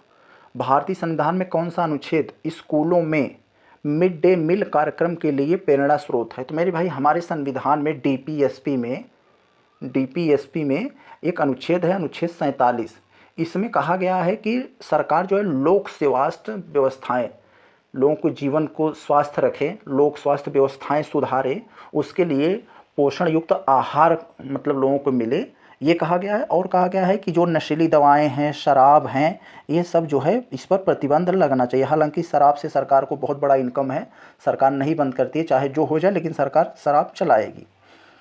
हालांकि बिहार सरकार ने इस पर बहुत बड़ा दिल दिखाया है, उनको धन्यवाद देना पड़ेगा, लेकिन बाकी तो सब क्या है। तो ये जो है कौन सा अनुच्छेद मिड डे मील के कार्यक्रम के लिए प्रेरणा स्रोत है? तो अनुच्छेद 47, इसमें पोषण युक्त आहार से संबंधित बात कही गई है। 49 में देखें, कौन सा भाग अनुच्छेद के केंद्र राज्य विधायी संबंधों के बारे में चर्चा करता है? तो मेरे भाई हमें पता है भाग 11 जो है वो केंद्र राज्य के विधायी संबंधों के बारे में चर्चा करता है। अनुच्छेद 11 का जो है भाग 11 का अनुच्छेद 245 से 255। तो ऑप्शन नंबर ए, पॉलिटी का सवाल है ये सब। देखें हम लोग 50 में क्या कह रहा है, निम्नलिखित में से किस वाद में उच्चतम न्यायालय द्वारा यह टिप्पणी की गई कि भाग 3 एवं भाग 4 के मध्य संतुलन संविधान का आधारभूत ढांचा है? तो मेरे भाई ये मिनर्वा मिल्स बनाम भारत संघ, ये जो एक केस था, इस केस में न्यायपालिका ने यह टिप्पणी की थी कि भाग 3 और भाग 4 जो हैं, यानी मूल अधिकार और राज्य के नीति निदेशक तत्व, ये दोनों एक दूसरे के पूरक हैं और संविधान संतुलन का आधारभूत ढांचा है ये, तो ये इससे संबंधित था। देखिए अब हम लोग क्वेश्चन नंबर 51 क्या कर रहा है, एक कथन दिया है, दूसरा कारण दिया है, कह रहा है इनको पढ़कर बताएं कि कौन सा चारों विकल्पों में से सही है। तो अगर हम लोग कथन को पढ़ते हैं, कह रहा है प्राक्कलन समिति को अस्थायी मितव्ययिता समिति भी कहा जाता है। यस मेरे भाई, ये जो प्राक्कलन समिति है ये 30 सदस्यों की समिति होती है, सबके सब लोकसभा के होते हैं। इसके अध्यक्ष को लोकसभा स्पीकर नियुक्त करता है। यह समिति जो है सरकारी खर्च को कम करने का सुझाव देती है, इसीलिए इसे मितव्ययिता समिति भी बोला जाता है। ये तो सही है। कारण अगर हम लोग पढ़ते हैं तो कारण कह रहा है समिति सरकारी अपव्यय को रोकने की सिफारिश करती है। यस मैंने अभी बताया, तो दोनों कथन सही हैं। आर ए को व्याख्यात भी कर रहा है, तो ऑप्शन नंबर ए हमारा सही है। ए और आर दोनों सही हैं, आर ए की सही व्याख्या कर रहा है, तो ऑप्शन नंबर ए सत्य है। आगे हम लोग 52 वाले में देखें, बहुत बेहतरीन प्रश्न पंचायतों से। क्या कह रहा है, किसी राज्य की जनसंख्या कितनी होने पर मध्यवर्ती यानी खंड स्तर का पंचायत का गठन आवश्यक है? तो मेरे भाई जिस राज्य की जनसंख्या 20 लाख से अधिक होगी उस राज्य में मध्यवर्ती जो है पंचायत का गठन आवश्यक है। यानी एक तो होता है ग्राम स्तर का पंचायत, एक होता है यहाँ, तीसरा होता है जिला स्तर का पंचायत। ये जो मध्यवर्ती यानी ब्लॉक स्तर का पंचायत होता है वहीं पर होगा जहाँ 20 लाख से अधिक जनसंख्या होगी। आगे देखें हम लोग अब 53 में। देखें 53 में क्या कह रहा है, बेहतरीन प्रश्न। भारतीय संविधान में राज्यपाल द्वारा राष्ट्रपति के विचारार्थ विधेयक सुरक्षित रखना किस देश के संविधान से लिया गया? तो मेरे भाई हम सबको पता है कि अगर कोई विशेष विधेयक होता है तो राज्यपाल उसे राष्ट्रपति के विचार जानने के लिए सुरक्षित रख देता है। तो यह जो प्रावधान लिया गया है राज्यपाल विधेयक को राष्ट्रपति के लिए सुरक्षित रखना, यह कनाडा के संविधान से लिया गया। ऑप्शन नंबर बी हो जाएगा। और यहाँ तो आप जानते हैं आयरलैंड से जो है एक मुख्य लिया गया है डीपीएसपी, राज्य के नीति निदेशक तत्व। फ्रांस से जो है ये प्रस्तावना की भाषा लिया गया है, और ऑस्ट्रेलिया से समवर्ती सूची वगैरह ये सब लिए गए हैं। तो जो पूछे हुए सवाल हैं इसका ऑप्शन नंबर बी होगा कनाडा। 54 हम लोग देखें क्या लिखा है 54 में, निम्नलिखित अनुच्छेदों में से कौन सा एक केंद्र पर यह कर्तव्य आरोपित करता है कि वह बाह्य आक्रमण एवं आंतरिक अशांति से प्रत्येक राज्य की रक्षा करे। तो मेरे भाई अनुच्छेद 355 केंद्र सरकार को यह शक्ति देता है कि किसी भी राज्य में आंतरिक अशांति फैले या उस राज्य में बाहरी आक्रमण हो तो आप उस राज्य की रक्षा करें। ऑप्शन नंबर ए हो जाएगा। 55 देखें हम लोग मेरे भाई, एक और बेहतरीन प्रश्न आपके सामने, कथन और कारण वाले। ऐसे सवाल लाजवाब होते हैं, हर जगह आपको मिलेंगे, हर एग्जाम में आजकल ऐसे ही चल रहा है, क्योंकि ये जो है आपके कंसेप्ट भी जानता है, फैक्ट नहीं है। कथन कह रहा है मेरे भाई, कथन ये कह रहा है संविधान की उद्देशिका संविधान के निर्माताओं के विचार को जानने की कुंजी है। यस मेरे भाई, संविधान बहुत अस्पष्ट भाषा में लिखा है, सबको नहीं समझ में आता है, जो कम पढ़े लिखे उनको नहीं आएगा। तो इसकी जो उद्देशिका है यह संविधान बनाने वाले को विचार को समझने का एक बहुत ही बढ़िया कुंजी है। तो ये तो सही है हमारा। कारण क्या कह रहा है, जहाँ संविधान की भाषा अस्पष्ट है वहाँ संविधान निर्माताओं की आशय को समझने में सहायक है। मैंने पहले बताया यस, दोनों सही हैं हमारे। और ये कारण आर ए को स्पष्ट भी कर रहा है, तो इसका मतलब हमारा ए और आर दोनों सही हैं और आर ए को सही व्याख्या भी कर रहा है। ऑप्शन नंबर ए हमारा सत्य हो गया। बहुत बेहतरीन प्रश्न। 56 में हम लोग देखते हैं क्या है। 56 में मेरे भाई कह रहा है हमसे, निम्नलिखित कथनों में से कौन सा एक उच्चतम न्यायालय को परामर्शी क्षेत्राधिकार के संबंध में सत्य नहीं है, यानी जो गलत है हमें उसे बताना है। उच्चतम न्यायालय के क्षेत्राधिकार यानी सलाह देने का क्षेत्राधिकार के बारे में। तो पहले आप लोग ये जान लीजिए, जब राष्ट्रपति सुप्रीम कोर्ट से सलाह मांगता है तभी सुप्रीम कोर्ट उसको सलाह देता है। तो यहाँ जो पहला लिखा है, उच्चतम न्यायालय कभी भी प्रेरणा स्रोत से राष्ट्रपति को परामर्श नहीं देता है। यस, ये तो सही बात है। इसका मतलब ये है जब मनमानी तरीके से सुप्रीम कोर्ट राष्ट्रपति को सलाह नहीं देगा, जब मांगेगा तभी देगा। ये तो सही है। ऑप्शन बी कह रहा है सर्वोच्च न्यायालय द्वारा दिए गए परामर्श को मानने के लिए राष्ट्रपति बाध्य नहीं है। बिल्कुल सही जवाब। यानी राष्ट्रपति ऐसा नहीं है कि जो उच्चतम न्यायालय सलाह दे दिया राष्ट्रपति उसको मान ले, वो मानने के लिए बाध्य नहीं है। ये भी सही है। सी कह रहा है सर्वोच्च न्यायालय राष्ट्रपति को परामर्श देने के लिए बाध्य है। मेरे भाई यही गलत है और यही हमसे पूछा है कौन सा गलत है। क्यों गलत है? ये जो सुप्रीम कोर्ट बाध्य नहीं है राष्ट्रपति को सलाह दे, ऐसा नहीं कि राष्ट्रपति सलाह मांग ले सुप्रीम कोर्ट को देना ही पड़ेगा। अगर मांग ले तो सुप्रीम कोर्ट का मन करेगा देगा, नहीं तो नहीं देगा। तो यहाँ बाध्य नहीं होना चाहिए था। ऑप्शन नंबर सी हमारा सत्य है और बाकी सभी, मतलब ऑप्शन नंबर सी गलत था, तो हमसे गलत पूछा और बाकी अपनी जगह पर सब सही थे। 57 में हम लोग देखते हैं बहुत ही बेहतरीन प्रश्न। क्या लिखा है? निम्नलिखित अनुच्छेदों में से किसके तहत राज्यसभा को यह अधिकार प्रदान किया गया है कि वह राष्ट्रीय हित में अखिल भारतीय सेवाओं के सृजन हेतु उपबंध कर सके? तो मेरे भाई यह राज्यसभा के अधिकार में आता है कि वह जो है अगर चाहे तो वह एक नई अखिल भारतीय सेवा का सृजन कर सकता है। जैसे आईएएस हो गया, आईपीएस हो गया, आईएफएस हो गया, अगर चाहे तो इस तरह की एक नई जो है एक सेवा का सृजन कर देता है। तो यही पूछ रहा है किस अनुच्छेद के तहत उसको यह अधिकार मिला है, यह पूछना चाह रहा है। तो मेरे भाई अनुच्छेद 312 राज्यसभा को अधिकार देता है कि वो एक नई तरह के जो है भारतीय सिविल सेवा का गठन कर सकता है। आगे देखें हम लोग 58 में देखें क्या कह रहा है। भारत का निर्वाचन आयोग निम्नलिखित में से एक चुनाव का अधीक्षण, नियंत्रण और निर्देशन करता है। तो मतलब यह कह रहा है भारत का जो निर्वाचन आयोग है वो किन चुनावों को कंट्रोल करता है, किन चुनाव उसके अंडर में रहता है। तो मेरे भाई यहाँ पर आपको अगर नहीं जानते होंगे जान लीजिए, बहुत बेहतरीन बहुत सरल सवाल है। क्यों सरल है? क्योंकि हमें पता है भारत निर्वाचन आयोग जो है वो पंचायतों का चुनाव नहीं करवाता है। जो स्थानीय निकाय के लोकल बॉडीज़ के चुनाव होते हैं, पंचायत का या जो नगर पालिका के चुनाव होते हैं, वह जो है वो कौन चुनाव करवाता है? इसे राज्य निर्वाचन आयोग। एक लोग यहाँ पर आप लोग याद रख लिए, बहुत बार पूछा जाता है। राज्य निर्वाचन आयोग इसका जो है चुनाव करवाता है, भारत निर्वाचन आयोग नहीं करवाता है। तो इसका मतलब जिसमें 4 होगा वो गलत हो जाएगा। तो 4 इसमें है ये गलत, 4 इसमें है ये गलत, 4 इसमें है ये गलत। ऑप्शन नंबर बी हमारा सही है। हम थोड़ा सा जानकारी हमें थी, उसी के बल पर हमने इस प्रश्न को कितने बेहतरीन तरीके से एलिमिनेशन मेथड से सॉल्व कर लिया। तो अब ये जान लीजिए, राष्ट्रपति जो चुनाव करवाता है, जो उसके कंट्रोल में अंडर में होता है, राष्ट्रपति का चुनाव, उपराष्ट्रपति का चुनाव, राज्य विधानमंडल का चुनाव, लोकसभा का चुनाव, ये सब जो चुनाव होते हैं ना, वो भारत निर्वाचन आयोग करवाता है। आगे देखें हम लोग अब 58-59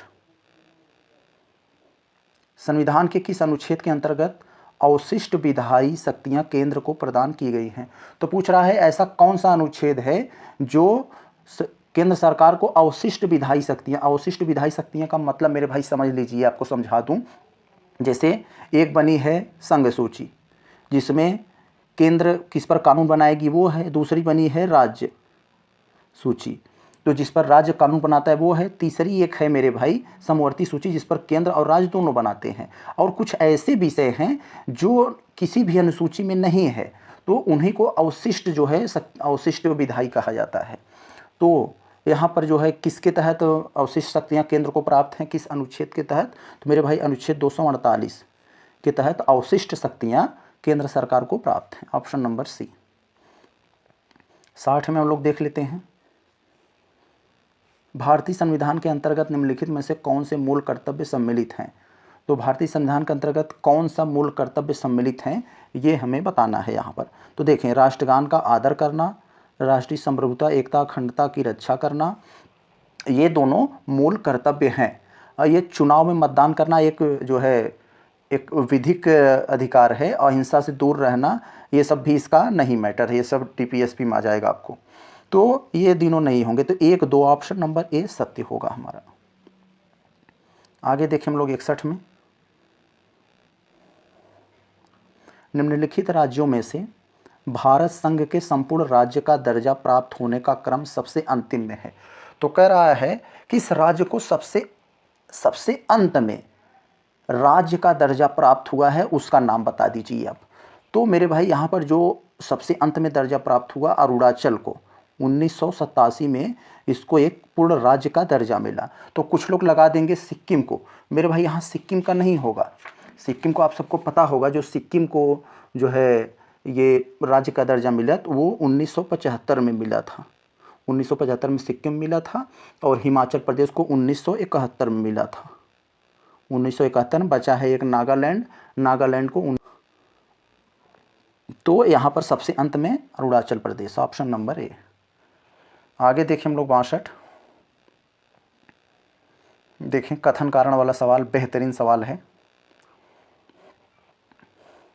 देखें, कथन दिया है, उत्तल दर्पण का प्रयोग साइड मिरर, यानी जो आपको मोटर गाड़ी 4 व्हीलर होती है या 2 व्हीलर, जो साइड में कांच लगता है पीछे की मोटर वाहनों को देखने के लिए, वो उत्तल दर्पण होता है। तो ये तो बात सही है, सही लिखा है इसने।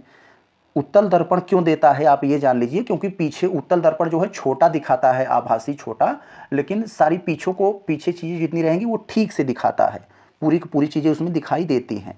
तो कारण करा है उत्तल दर्पण का दृश्य क्षेत्र अधिक होता है, यस, क्योंकि वह ज़्यादातर चीज़ों को उसमें दिखा सकता है, तो इसीलिए। तो यानी हमारा ये दोनों सही हैं, और ये इसको स्पष्ट भी कर रहा है कि क्यों उत्तल दर्पण ही लगाया जाता है। तो ऑप्शन नंबर ए हमारा सत्य है। ए आर आर दोनों सही हैं, आर ए की सही व्याख्या भी कर रहा है।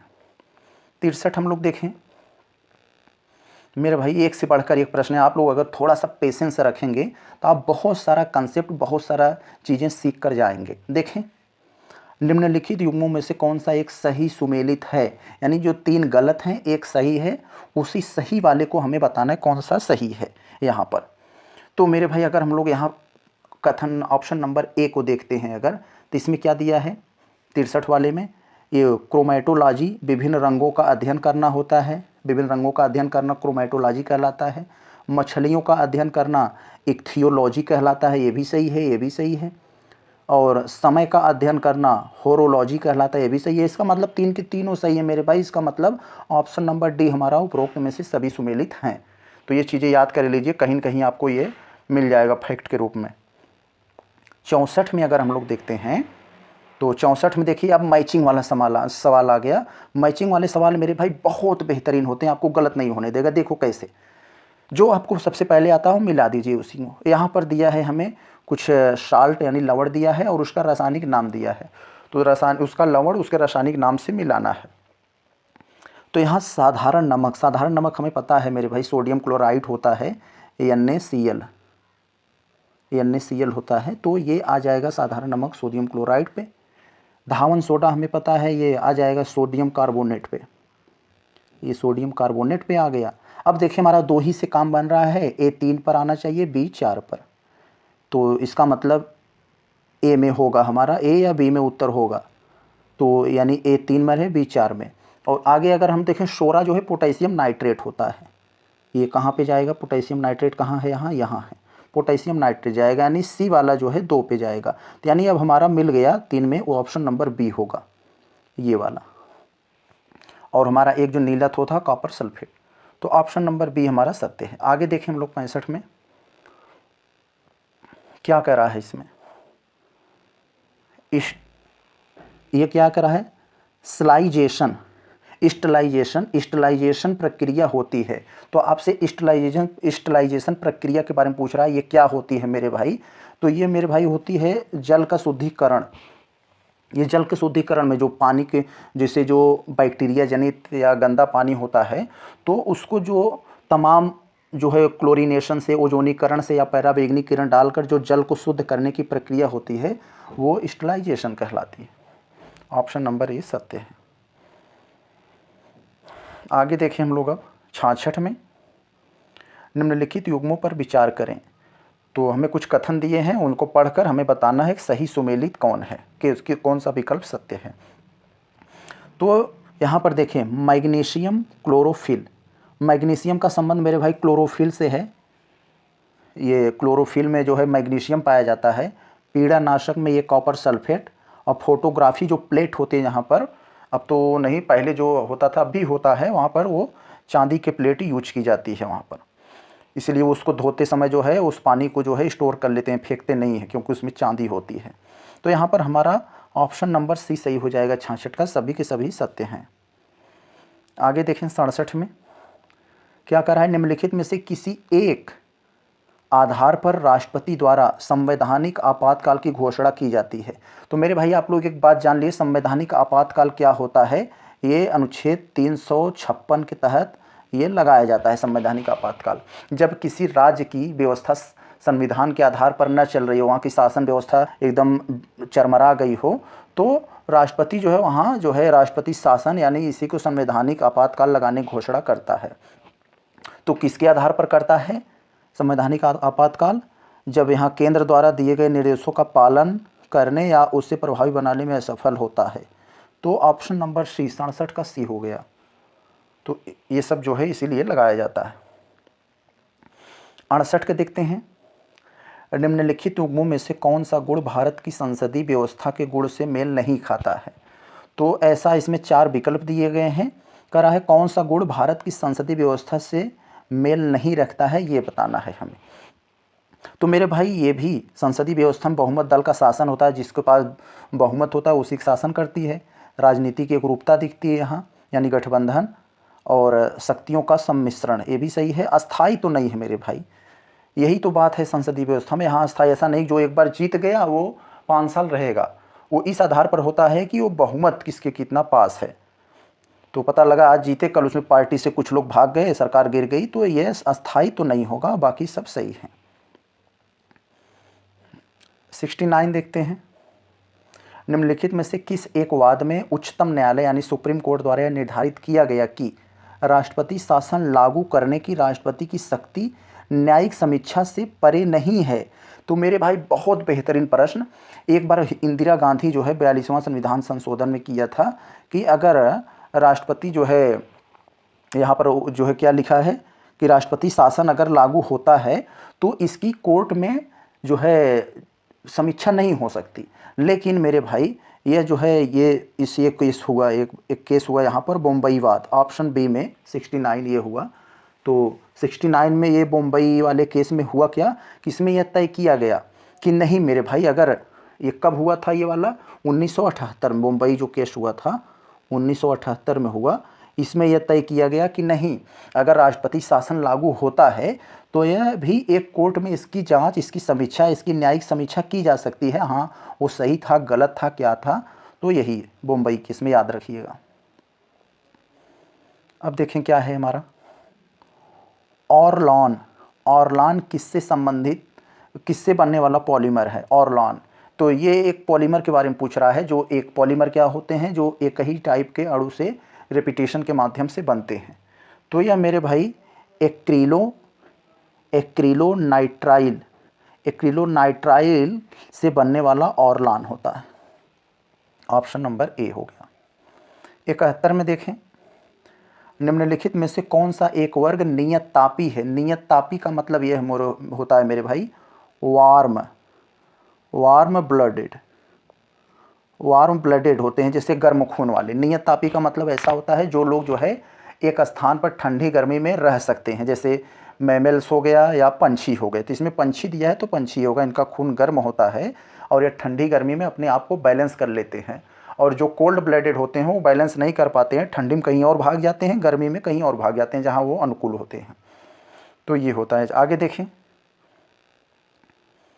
72 में क्या है, धावन मशीन का कार्यकारी सिद्धांत है। धावन मशीन मेरे भाई जो कपड़ा धोने वाली मशीन है, वॉशिंग मशीन जिसे हम लोग कहते हैं, तो ये वॉशिंग मशीन जो है कराए किस सिद्धांत पर कार्य करती है, तो हमें पता है ये अपकेंद्रीकरण के सिद्धांत पर कार्य करती है। अपकेंद्रीकरण का उदाहरण समझना हो, जैसे आप एक रस्सी ले लिए, उसमें एक पत्थर बांध लीजिए, इसको गोल गोल घुमाइए, तो यह जो है अपकेंद्रण का एक उदाहरण हो जाएगा। तो इस तरह से मशीन में भी, वॉशिंग मशीन में भी होता है। तो ऑप्शन नंबर ए हो जाएगा। 72 हो गया हमारा। अब हम लोग चलते हैं अगले क्वेश्चन पर, 73 पे। देखें क्या है 73 वाले में, निम्नलिखित युग्मों में से कौन सा एक सही सुमेलित है। 4 विकल्प हैं, 3 गलत हैं, 1 सही है, उसे बताना है। यहाँ सवालों के नाम दिया गया है, वहाँ उनका उपयोग दिया है, तो इसी हमें बताना। देखो क्लोरेला का उपयोग जो है एंटीबायोटिक में किया जाता है। एनाबेना का उपयोग नाइट्रोजन स्थिरीकरण में किया जाता है, जैसे मतलब अगर ज़मीन में आपको मिट्टी में नाइट्रोजन को स्थिरीकरण करना है तो वहाँ प्रयोग किया जाता है एनाबेना का। लेमिनेरिया आयोडीन का काम उपयोग में लाया जाता है। तो इसका मतलब सभी के सभी हमारा सत्य है, ऑप्शन नंबर डी। 74 हम लोग देखें, नैनो टेक्नोलॉजी में अध्ययन किया जाता है। तो मेरे भाई आप लोग ये जान लीजिए, जो नैनो टेक्नोलॉजी में अध्ययन किया जाता है 100 नैनोमीटर से छोटे पार्टिकल, जो पार्टिकल जो है 0 से जो है 100, यानी 0 नहीं कर सकते, जो 100 से छोटे हैं, 100 से छोटे पार्टिकल हैं, उन्हीं का जो है ये अध्ययन किया जाता है नैनो पार्टिकल में। 75 में देखें, निम्नलिखित कथनों पर विचार करें और विचार करके हमें बताना है सत्य कथन को। तो कथन पहला क्या है, 1 नंबर, पादपों में कोशिका भित्ति सेलुलोज की बनी होती है। यस मेरे भाई, जो प्लांट्स होते हैं उसमें कोशिका भित्ति पाई जाती है, मानव में नहीं पाई जाती है कोशिका भित्ति, यह सेलुलोज की बनी होती है। बात सही कह रहा है। दूसरा कह रहा है कवक में कोशिका भित्ति काइटिन की बनी होती है। कवक में कोशिका भित्ति काइटिन की बनी होती है। यस, ये भी बात सही है। तो इसका मतलब ऑप्शन नंबर सी हमारा 1 और 2 दोनों बातें सही हैं। 76 में देखते हैं, प्रकाश संश्लेषण की प्रक्रिया में आवश्यक जल का अवशोषण किया जाता है। तो हमें पता है प्रकाश संश्लेषण प्रक्रिया में जो है जल का प्रयोग और जो है रेडिएशन सनलाइट का प्रयोग किया जाता है। तो यही कह रहा है कि आवश्यक जल का प्रयोग किया जाता है, किसके द्वारा, तने के द्वारा, पत्तियों के द्वारा, जड़ के द्वारा, भ्रूण के द्वारा, या किसके द्वारा किया जाता है, ये हमें बताना है यहाँ पर। तो मेरे भाई इसका जो प्रयोग किया जाता है जल का, वो जड़ के द्वारा प्रयोग किया जाता है। ऑप्शन नंबर बी हो जाएगा। प्रकाश संश्लेषण प्रक्रिया में जल का अवशोषण जड़ के द्वारा किया जाता है, सभी लोग जानते होंगे वैसे भी। आगे देखें 77, निम्नलिखित उपकरणों में किस एक का प्रयोग हृदय संबंधित असामान्यताओं का पता लगाने के लिए नहीं किया जाता है। तो ऐसी कौन सी टेक्नोलॉजी है जिसका उपयोग हृदय संबंधित बीमारियों को पता लगाने में नहीं किया जाता है। 3 का किया जाता है, जिसका नहीं किया जाता है उसी को हमें बताना है। तो मेरे भाई यहाँ पर जो ऑटो एनालाइजर है, इसका प्रयोग हृदय संबंधित विषमताओं बीमारियों में नहीं किया जाता है। ऑप्शन नंबर सी 77 का ये हो गया। तो इसका प्रयोग जो है ग्लूकोज, यूरिया, कोलेस्ट्रॉल इत्यादि की जांच करने के लिए किया जाता है। यूरिया, कोलेस्ट्रॉल ये सब जो होते हैं इसी में। आगे देखें हम लोग निम्नलिखित हार्मोनों में से कौन सा एक मानव शरीर में जल संतुलन को बनाए रखने में सहायक है? तो ऐसा कौन सा हार्मोन है, उसी का नाम बताना है यहाँ पर हमें। तो वो हार्मोन है मेरे भाई ऑप्शन नंबर हमारा anti diuretic hormone. Anti diuretic hormone जो होता है आपके हार्मोनों में से एक मुख्य हार्मोन है जो मानव शरीर में जल संतुलन यानी जल बैलेंस को बनाए रखने में सहायक करता है। आगे देखा जाए 69, लैंगरहैस की द्वीपिका निम्नलिखित में से किस एक अंग का भाग है? लैंगरहैस की द्वीपिका निम्नलिखित में से किस एक अंग का भाग है? अमाशय, पित्ताशय, अग्नाशय या छोटी आंत? तो मेरे भाई ये अग्नाशय का भाग है। अग्नाशय में लैंगरहैस द्वीपिका अग्नाशय का भाग है। इसकी खोज किसने किया था? लैंगरहैस ने ही, इन्हीं के नाम पर ये बना है, इसकी खोज यही किए थे। तो आगे देखें 69 80 हमारा 80 पहुंच गया। 80 क्वेश्चन नंबर 80 देखते हैं। बेहतरीन प्रश्न, कई बार ऐसे प्रश्न पूछे जा चुके हैं। निम्नलिखित में से कौन सा वर्णी लवक शैवालों में लाल रंग के लिए उत्तरदायी होता है? तो मेरे भाई ये प्रश्न आपको बहुत सरल है लेकिन बहुत कंफ्यूज भी करता है आपको। कह रहा है कौन सा वर्णी लवक शैवालों में लाल रंग के लिए उत्तरदायी होता है? तो मेरे भाई यहाँ पर ये option number B rhodoplast. Rhodoplast जो होता है शैवालों में जो लाल रंग होते हैं उसकी किसकी वजह से? रोडोप्लास्ट की वजह से। और यहाँ पर जो लाइकोपिन दिया है, कुछ लोग यहाँ कंफ्यूज हो जाएंगे, यह लाइकोपिन टमाटर में जो लाल रंग होता है वह इसी लाइकोपिन की वजह से होता है। और जैंथोफिल होता है पेड़ पौधों फूल पत्ती में जो पीला रंग होता है वह पीले रंग के लिए उत्तरदायी है। तो ये सब चीज़ें जो है आप जो है थोड़ा सा याद रखे रहेंगे तो आपको जो है सही रहेगा। तो ऐसा दिक्कत नहीं होगा आपको, जो है कई सारे फैक्ट आपको आते रहेंगे। तो और ये जो भूरे रंग होता है लवक में जो भूरा रंग होता है वो इसके लिए उत्तरदायी है, फियोप्लास्ट। फिलहाल शैवालों में लाल रंग ऑप्शन नंबर बी रोडोप्लास्ट। 81 में देखते हैं, निम्नलिखित में से कौन एक सीरम को सही रूप से प्रदर्शित करता है? सीरम के बारे में पूछा है मेरे भाई, बहुत बेहतरीन प्रश्न, आप सबको पता होगा सीरम के बारे में।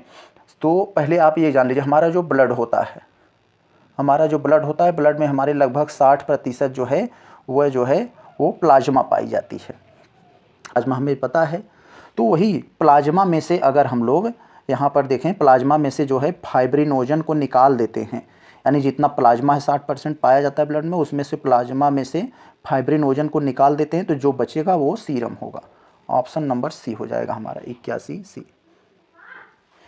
आगे देखें हम लोग, देखें 82, किसानों को उनकी उपज का बेहतर मूल्य दिलाने तथा कृषि जिन्सों के पारदर्शी व्यापार को सुनिश्चित करने के लिए इनाम पोर्टल का शुभारंभ कब किया गया था? इनाम का पोर्टल के बारे में आपसे जानना चाह रहा है। पहले तो आपसे ये बता दिया इनाम पोर्टल का शुभारंभ क्यों किया गया?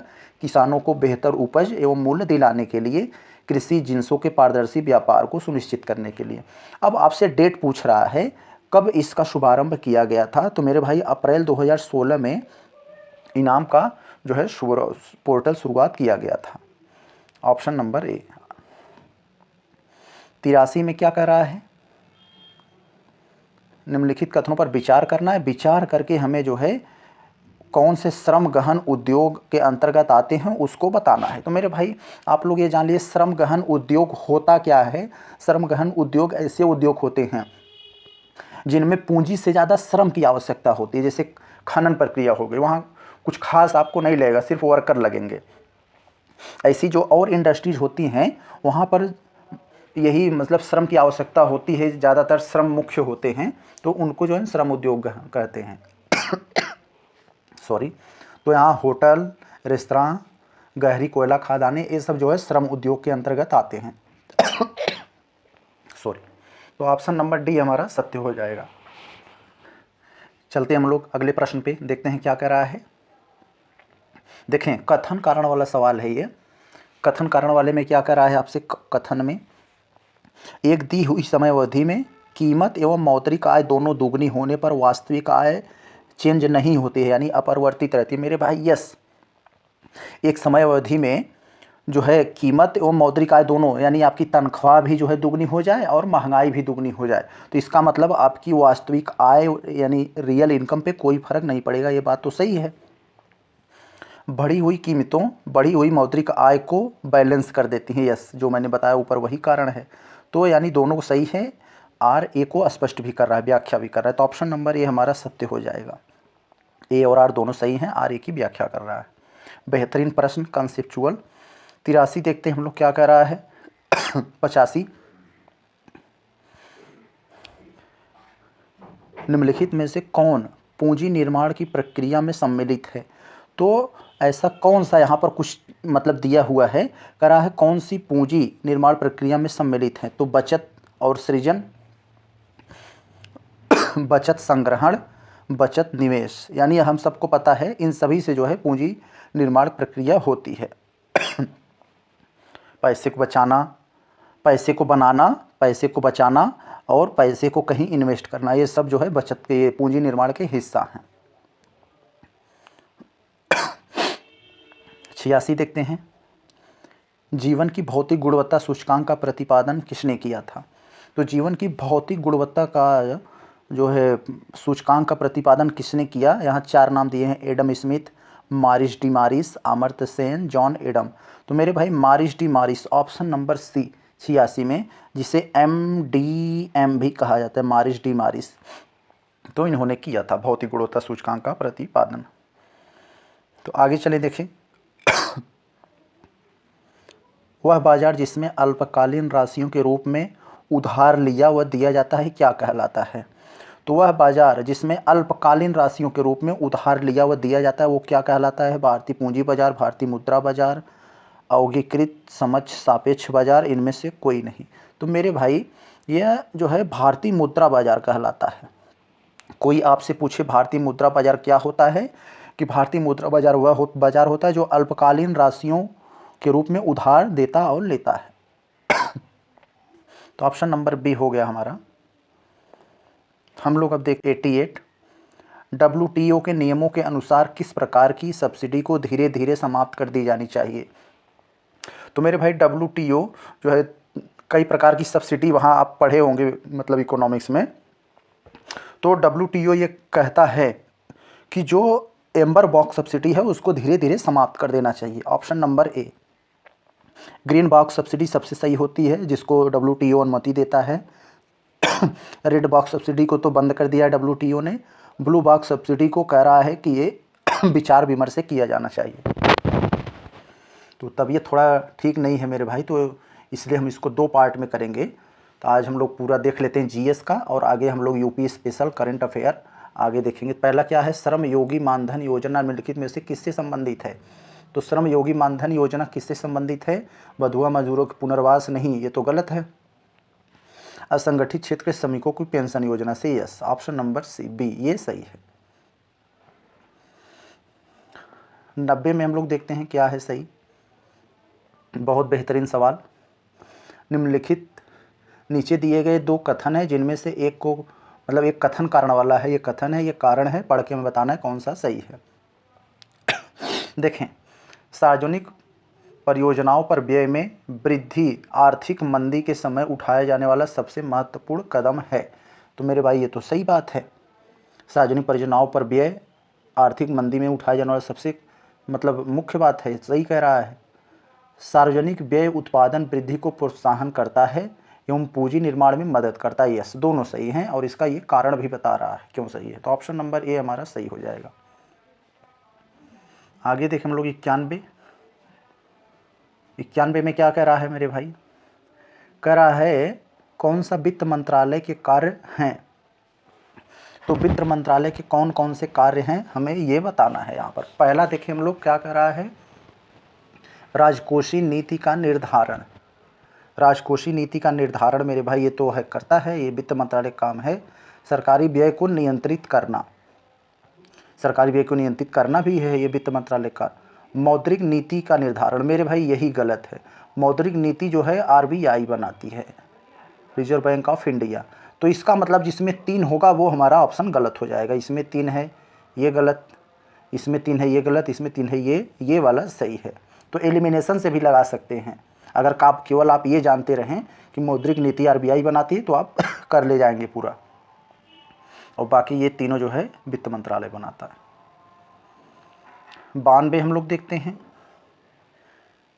वर्ष के अधिकांश हिस्से में बेरोजगार रहने वाले व्यक्तियों की संख्या को सामान्य बेरोजगारी कहा जाता है। यस, सही प्रश्न। ये बार 2019 पीसीएस में भी ये सवाल पूछा था कि वर्ष में अधिकांश हिस्सों में बेरोजगार रहने वाले व्यक्तियों को क्या कहा जाता है? सामान्य बेरोजगार कहा जाता है। दूसरा कह रहा है प्रच्छन्न बेरोजगारी प्राथमिक क्षेत्र में एक महत्वपूर्ण लक्षण है। यस मेरे भाई, बहुत बढ़िया प्रश्न। ये जो प्रच्छन्न बेरोजगारी है, प्रच्छन्न बेरोजगारी मतलब ऐसी बेरोजगारी जो छिपी हुई बेरोजगारी है, दिख नहीं रही है। तो कहाँ होया जाता है? कृषि क्षेत्र में ज़्यादा पाया जाता है। जहाँ पर ज़रूरत से ज़्यादा लोग काम करते हैं वहाँ प्रच्छन्न बेरोजगारी होती है। तो कृषि क्षेत्र में सबसे ज़्यादा लोग होते हैं, माँ बहन भाई बाप सब लोग लगे होते हैं, ऐसा लगता है सब लोग काम कर रहे हैं। चाहते तो वहाँ से सब अलग अलग जगह काम करते, एक ही लोग उस खेती को संभाल लेते। तो यहाँ प्रच्छन्न बेरोजगारी पाया जाता है। 92 का हमारा हो जाएगा ऑप्शन नंबर सी। चलें अब हम लोग अगला प्रश्न देखते हैं। 93 में क्या है? निम्नलिखित पर विचार कीजिए। शिक्षा में निवेश, कार्यस्थल प्रशिक्षण, स्वास्थ्य में निवेश, प्रवसन, सूचना, कौन सा मानव पूंजी के स्रोत हैं? तो मानव पूंजी मतलब मानव को इस तरह बना देना कि मानव पूंजी कमाने लगे, इसी का मतलब ये होता है मानव पूंजी। तो मतलब ये यहाँ पर ये जो होगा इसमें सभी आएंगे।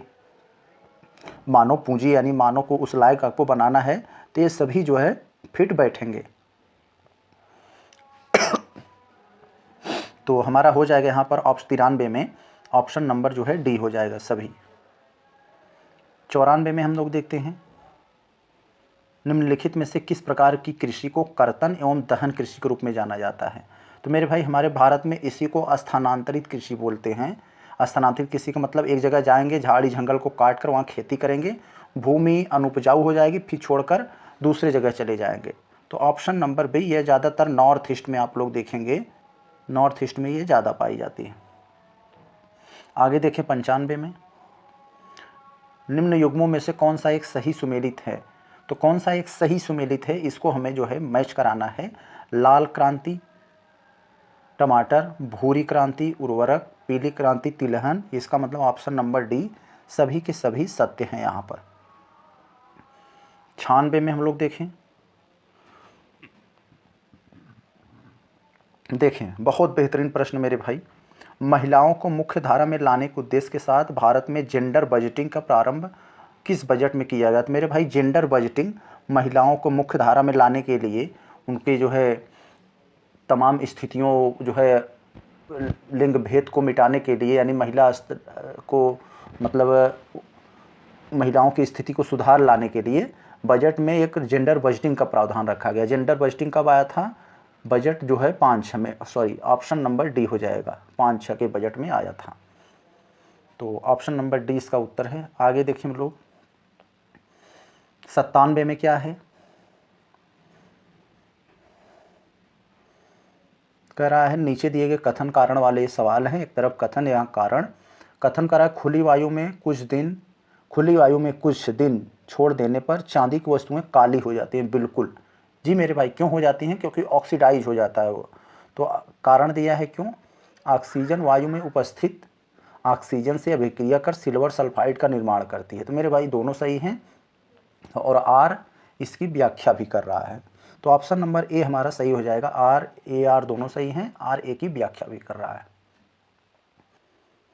तो साथियों हम लोगों ने जीएस को बहुत ही भली भांति देख लिया। ये जो जीएस के जितने सवाल थे खत्म। आगे अब हमारा जो है ये रीजनिंग के सवाल मिलेंगे और यूपी स्पेशल के सवाल मिलेंगे, करंट अफेयर के सवाल मिलेंगे। इन सभी को मेरे भाई अब हम लोग अगले वीडियो में यानी पार्ट 2 में हम लोग कल लेकर आएंगे। बहुत बेहतरीन होगा। आप सब देखेंगे कि बहुत से सूचकांक टाइप पर करंट अफेयर, रीजनिंग आपको ये नंबर 1 की, और जो है यूपी स्पेशल से बहुत ही फैक्चुअल टाइप के प्रश्न। ऐसे प्रश्नों को अब हम लोग जो है अगले जो है लेक्चर में करेंगे, क्योंकि अभी मेरा तबीयत थोड़ा ठीक नहीं, गला एकदम बैठ चुका है। तो हम लोग अगले पार्ट में करेंगे। तो आप सब लोग